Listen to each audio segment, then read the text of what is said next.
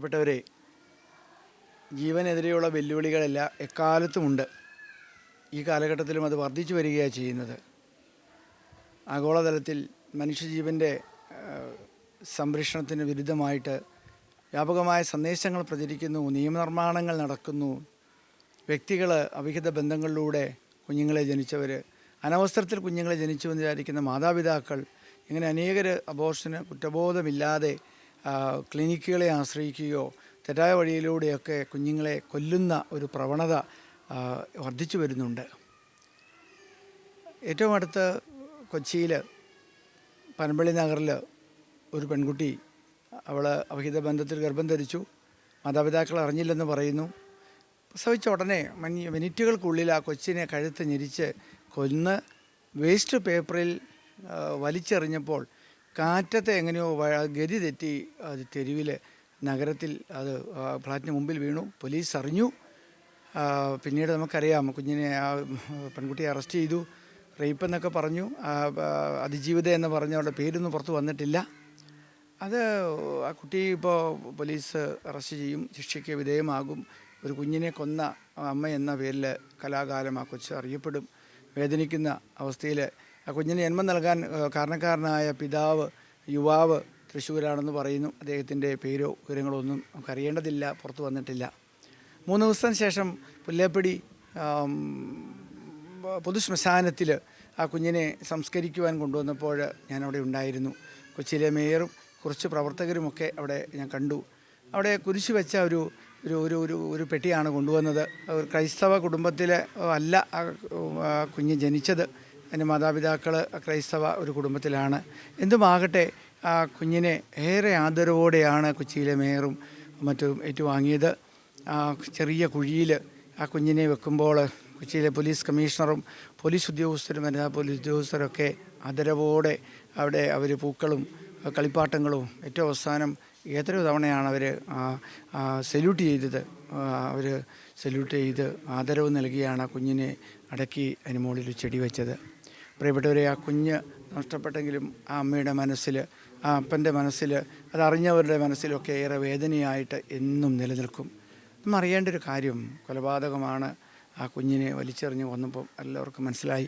മാധ്യമങ്ങളത് വലിയ കാര്യമായിട്ട് വാർത്തയാക്കി വേദനയോടെ ആൾക്കാർ പറയുമ്പോൾ, ഉദരത്തിൽ രൂപപ്പെട്ട കുഞ്ഞിനെ ആദ്യ മാസങ്ങളിലോ 28 മാസം വരെ അബോർഷൻ ചെയ്യുവാനായിട്ട് ആവശ്യപ്പെട്ട് ആശുപത്രികളിലും ചിലപ്പോൾ അനുവാദം കിട്ടാതെ കോടതിയിലും പോകുന്നവരുടെ എണ്ണം വർദ്ധിക്കുന്നു.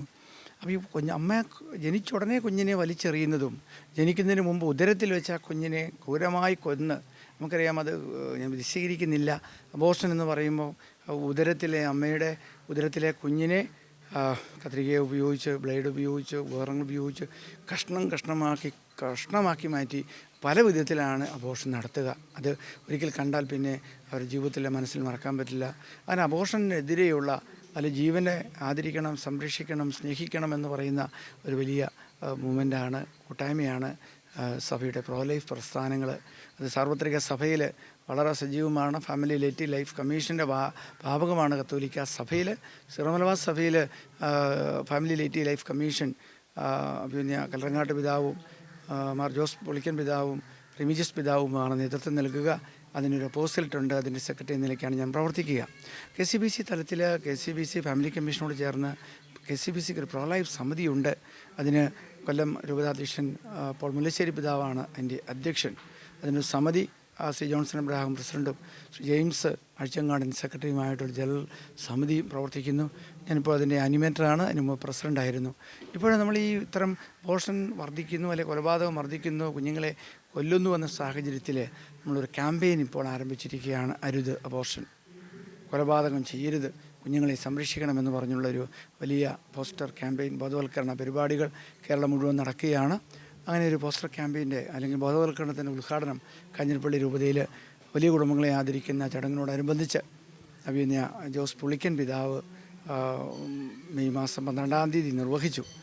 വലിയ കുടുംബങ്ങളുടെയൊക്കെ സാന്നിധ്യമുണ്ടായിരുന്നു. അതുകൊണ്ട് 6ഓളം പോസ്റ്ററുകൾ ഇപ്പോൾ ലഭ്യമാണത്.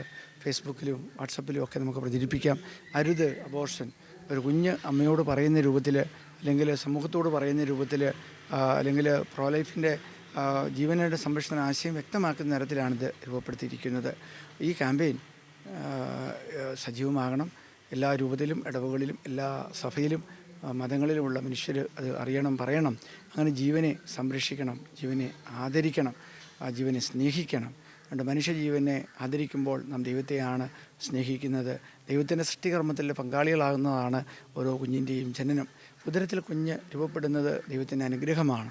എത്രയോ പേര്, ലക്ഷക്കണക്കിന് മനുഷ്യർ കുഞ്ഞുങ്ങളില്ലാതെ 10, 40, 50 ലക്ഷം രൂപ ചിലവഴിച്ചിട്ട് 5-8 വർഷം ചികിത്സിച്ചിട്ട് ഒരു കുഞ്ഞിനെ കിട്ടാത്തവരുണ്ട്. അത് നാം മറക്കരുത്. അതുകൊണ്ട് കുഞ്ഞ് ദൈവത്തിൻ്റെ ദാനമാണ്, മക്കൾ ദൈവത്തിൻ്റെ ദാനമെന്ന് ബൈബിൾ പഠിപ്പിക്കുന്നു.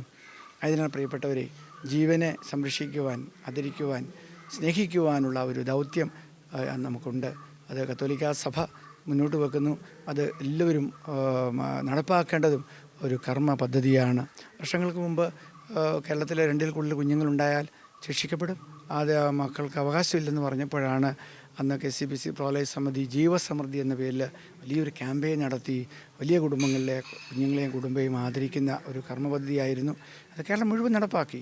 5000-ഓളം കുടുംബങ്ങളെ, 4-ലും അധികമുള്ള യുവതലമുറയും 10-ഉം 15-ഉം മക്കളുള്ള പഴയ തലമുറയിലെയും മക്കളെ എറണാകുളത്ത് ആരംഭിച്ച ക്യാമ്പയിൻ കർദിനാൾ മാർ ജോർജ് ആലഞ്ചേരി പിതാവാണ് ഉദ്ഘാടനം ചെയ്തത്. 3 റീത്തിലെയും പിതാക്കന്മാർ പിന്നീട് അത് പരിപാടികൾ, വലിയ സമ്മേളനങ്ങൾ നടന്നു. കണ്ണൂർ, മാനന്തവാടിയിൽ, കൊല്ലത്ത്, ചങ്ങനാശ്ശേരിയിൽ, പാലക്കാട് ഒക്കെ നടന്നൊരു സമ്മേളനം കേരളത്തിൻ്റെ പൊതുസമൂഹത്തിന് ശ്രദ്ധ പിടിച്ചു പറ്റുകയും അപ്പോൾ വലിയ കുടുംബങ്ങൾ അനുഗ്രഹം എന്നൊരു സന്ദേശം സമൂഹത്തിൽ സജീവമാക്കി. ഇപ്പോൾ കേരളത്തിലെ എല്ലാ രൂപതകളിലും കൂടുതൽ മക്കളുള്ള കുടുംബങ്ങളെ ആദരിക്കുന്നു, സ്നേഹിക്കുന്നു. അവരുടെ 4-ഉം 3 മുതൽ കുഞ്ഞുങ്ങളുടെ മാമോദീസയ്ക്ക് അഭിനയ പിതാക്കന്മാർ പോകുന്നു. വലിയ മാറ്റമാണ്, വലിയ സാധ്യതയാണ്, വലിയ സന്തോഷമാണ്. അതുകൊണ്ട് നമ്മൾ സമ്മാനങ്ങൾ കൊള്ളുകയും ആദരിച്ചും വലിയ കുടുംബങ്ങളെ ചേർത്ത് നിർത്തുന്ന കത്തോലിക്കാ സഭയുടെ കുടുംബ പ്രേക്ഷിത വിഭാഗത്തിൻ്റെ അല്ലെങ്കിൽ ഒരു വലിയ മുന്നേറ്റം നടക്കുകയാണ്. പ്രോലൈഫിൻ്റെ പ്രവർത്തനങ്ങൾ കുടുംബ പ്രേക്ഷിത വിഭാഗമാണ് രൂപതകളിൽ നടപ്പാക്കുന്നത്. നേതൃത്വം നൽകുന്ന പ്രിയപ്പെട്ട ഡയറക്ടർമാരുടെ സേവനം വളരെ വിലപ്പെട്ടതാണ്. അതുപോലെ അഭിനയ പിതാക്കന്മാരെല്ലാവരും പ്രോലൈഫിൻ്റെ പ്രവർത്തനങ്ങളെ, കുടുംബ പ്രേക്ഷിത പ്രവർത്തനങ്ങളോടൊപ്പം വിലമതിക്കുന്നു. അൽമായരടങ്ങുന്ന ഒരു സമിതി എല്ലാ രൂപതകളിലും ഇപ്പോൾ ഉണ്ട്. അവർ തന്നെയാണ് നേതൃത്വം നൽകുക. അതിൻ്റെ പിതാവിനോടൊപ്പം ഡയറക്ടർമാരും ആനിമേറ്റർ സിസ്റ്റർമാരും എല്ലാം ഉണ്ട്. അപ്പോൾ അതുകൊണ്ട് പ്രോലൈഫിൻ്റെ പ്രവർത്തനങ്ങളിൽ പങ്കാളികളാകുവാൻ എല്ലാവരെയും സ്നേഹപൂർവ്വം സ്വാഗതം ചെയ്യുകയാണ്. ഇടവകയിൽ, ഫൊറോനയിൽ, രൂപതയിൽ, പിന്നീട് KCBC തലത്തിൽ, വിവിധ തലങ്ങളിൽ, വിവിധ സഭകളോട് ചേർന്ന്, വിവിധ മതങ്ങളോട് ചേർന്ന് ജീവനെ സംരക്ഷിക്കുവാനുള്ള നമ്മുടെ പരിശ്രമം ആത്മാർത്ഥമായി മുന്നേറാം. ദൈവത്തിൻ്റെ അനുഗ്രഹം എല്ലാവർക്കും ലഭിക്കട്ടെ എന്ന് പ്രാർത്ഥിക്കുന്നു. ഈ പ്രചരണ പ്രവർത്തനങ്ങളിൽ എല്ലാവരുടെയും പങ്കാളിത്തം, പ്രോത്സാഹനം അഭ്യർത്ഥിക്കുകയാണ്. ഒരു ജീവനും ഉദരത്തിൽ വെച്ചോ പിറന്നതിന് ശേഷമോ കൊല്ലപ്പെടരുത്. ഉദരത്തിലെ കുഞ്ഞ് ഏതെങ്കിലും വിധത്തിലുള്ള ചെറിയ വൈകല്യമാണെന്നറിഞ്ഞാൽ ഉടനെ തന്നെ ഡോക്ടറെ കണ്ട് നശിപ്പിച്ച് കളയുന്ന പ്രവണതയും പാടില്ല. പ്രിയപ്പെട്ടവരെ, ജീവൻ ദൈവത്തിൻ്റെ ദാനമാണ്. ദൈവം നമ്മെ സ്നേഹിക്കുന്നു. നമ്മളെക്കുറിച്ച്, ഓരോരുത്തരെക്കുറിച്ചും, ജനിക്കാൻ പോകുന്ന ഒരേ കുഞ്ഞിനെക്കുറിച്ച് ദൈവത്തിന് മനോഹരമായ പദ്ധതി ഉണ്ടെന്ന വിശ്വാസം നമ്മളെ ശക്തമാകണം. ദൈവത്തിൻ്റെ അനുഗ്രഹം ഈ കേൾക്കുന്ന എല്ലാവർക്കും ഉണ്ടാകട്ടെ. നാം ജീവൻ്റെ സംരക്ഷകരും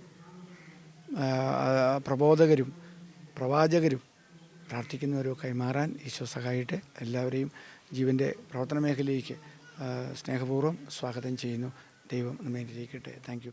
സിറോ മലബാർ സഭയും KCBC പ്രോലൈഫ് സമിതിയൊക്കെ വലിയ കുടുംബങ്ങളെ ആദരിക്കുന്ന, അത് അന്ന് നൽകിയൊരു ആദരപത്രമാണിത്. നമ്മളന്ന് ആനിക്കുഴിക്കാട്ടിൽ പിതാവിൻ്റെ നേതൃത്വത്തിൽ അപ്പോസ്റ്റലേറ്റും KCBCയും ജീവസമൃദ്ധി എന്ന പേരിൽ വലിയ ക്യാമ്പയിൻ നടത്തി. കാഞ്ഞിരപ്പള്ളി രൂപതയിൽ അടക്കമുള്ളവരെ ചങ്ങനാശ്ശേരിയിൽ എത്തിയിരുന്നു.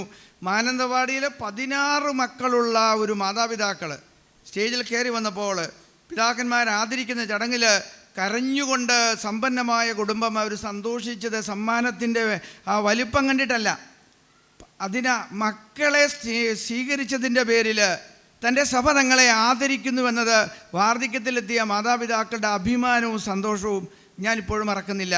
പ്രിയപ്പെട്ടവരെ, കേരളത്തിൻ്റെ പൊതുസമൂഹത്തോട് വളരെ ശക്തമായി നമ്മൾ പറഞ്ഞു, വലിയ കുടുംബം, സന്തുഷ്ട കുടുംബം, കൂടുതൽ മക്കൾ, നാടിൻ്റെ നന്മയ്ക്കെന്ന് പറഞ്ഞ ആപ്തവാക്യവുമായി കേരളം മുഴുവൻ നടത്തിയ ഒരു മുന്നേറ്റമാണ് സഭയുടെ കുടുംബ പ്രേക്ഷിത വിഭാഗവും പ്രോലൈഫ് മുന്നേറ്റവും. ഇപ്പം സ്നേഹബന്ധത്തിൽ വളരുന്നതിൻ്റെ തുടർച്ചയാണ് സൃഷ്ടികർമ്മത്തിലുള്ള പങ്കാളിത്തം. ദൈവത്തിൻ്റെ സൃഷ്ടികർമ്മം ഇന്ന് മനുഷ്യരിലൂടെയാണ് ദൈവം തുടരുന്നത്. ദൈവം തൻ്റെ സ്നേഹത്തിൻ്റെ ഏറ്റവും വലിയ പ്രകാശനമായിട്ടാണ് സൃഷ്ടികർമ്മം നിർവഹിച്ചതെന്ന് വിശുദ്ധ വേദപുസ്തകം നമ്മളെ പഠിപ്പിക്കും. ദൈവം തൻ്റെ ഛായയിലും സാദൃശ്യത്തിലുമാണ് മനുഷ്യനെ സൃഷ്ടിച്ചത്. സ്വന്തം ഛായയിലും സാദൃശ്യത്തിലും ജന്മം കൊടുക്കുക എന്ന് പറഞ്ഞാൽ അതിൻ്റെ അർത്ഥം മക്കൾക്ക് ജന്മം കൊടുക്കുക എന്നതിൻ്റെ അർത്ഥം. സ്വന്തം ഛായയും സാദൃശ്യം എന്ന് പറഞ്ഞാൽ അതിന് അടിസ്ഥാനപരമായ ഒരു അർത്ഥമാണ് അത് മക്കൾക്ക് ജന്മം കൊടുക്കുക എന്നത്.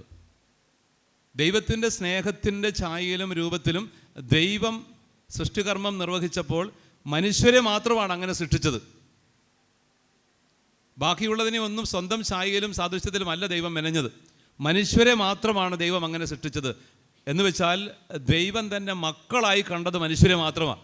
മറ്റതൊക്കെ ദൈവത്തിൻ്റെ സൃഷ്ടികളാണ്. അതെല്ലാം ദൈവം അവരെ എല്ലാം സ്നേഹിക്കുന്നുണ്ട്. എല്ലാ സൃഷ്ടികളെയും ദൈവം സ്നേഹിക്കുന്നുണ്ട്. കാരണം സ്നേഹത്തോടു കൂടിയാണ് അവിടുന്ന് സൃഷ്ടിച്ചത്. സ്നേഹത്തോടു കൂടി ദൈവം സൃഷ്ടിച്ചു. പക്ഷെ അതെല്ലാം മനുഷ്യൻ്റെ തൻ്റെ മക്കളുടെ നന്മയ്ക്ക് വേണ്ടിയിട്ടാണ്. തൻ്റെ മക്കൾക്ക് ആവശ്യമായ ഒരു പരിസരം സൃഷ്ടിക്കാൻ വേണ്ടി കൂടിയാണ് പ്രധാനമായിട്ടും ദൈവം ബാക്കി എല്ലാ സൃഷ്ടികളെയും രൂപപ്പെടുത്തിയത്. സ്വന്തം മക്കൾക്ക് വേണ്ടി മാതാപിതാക്കൾ ആവശ്യമുള്ളതെല്ലാം നൽകും. സ്വന്തം മക്കൾക്ക് വേണ്ട സാഹചര്യങ്ങളും പരിസരവും സമ്പത്തും വിദ്യാഭ്യാസവും ജീവിത സാഹചര്യങ്ങളൊക്കെ ഒരുക്കും നല്ല മാതാപിതാക്കൾ. എന്ന് പറഞ്ഞതുപോലെ അതിനേക്കാളൊക്കെ ഉപരിയായിട്ട് ദൈവം തൻ്റെ പ്രിയപ്പെട്ട മക്കളെ സൃഷ്ടിക്കുന്നതിന് മുൻപ്, ജന്മം കൊടുക്കുന്നതിന് മുൻപ് പരിസരമെല്ലാം ഒരുക്കി. അതായിരുന്നു സൃഷ്ടി. എല്ലാം ഉണ്ടാവട്ടെ എന്ന് പറഞ്ഞുകൊണ്ട് അവിടെ രൂപപ്പെടുത്തി അവസാനം തൻ്റെ ഛായയിലും സാദൃശ്യത്തിലും മക്കളെ, മനുഷ്യരെ സൃഷ്ടിച്ചു. ആ സൃഷ്ടികർമ്മത്തിലുള്ള പങ്കാളിത്തം ഇന്ന് നിങ്ങൾക്കാണുള്ളത്. അല്ലെങ്കിൽ വിവാഹ ജീവിതത്തിലേക്ക് വിളിക്കപ്പെടുന്ന ദമ്പതികളെയാണ് ഈ സൃഷ്ടികർമ്മം തുടരാനായിട്ട് ദൈവം ഏൽപ്പിച്ചിരിക്കുന്നത്.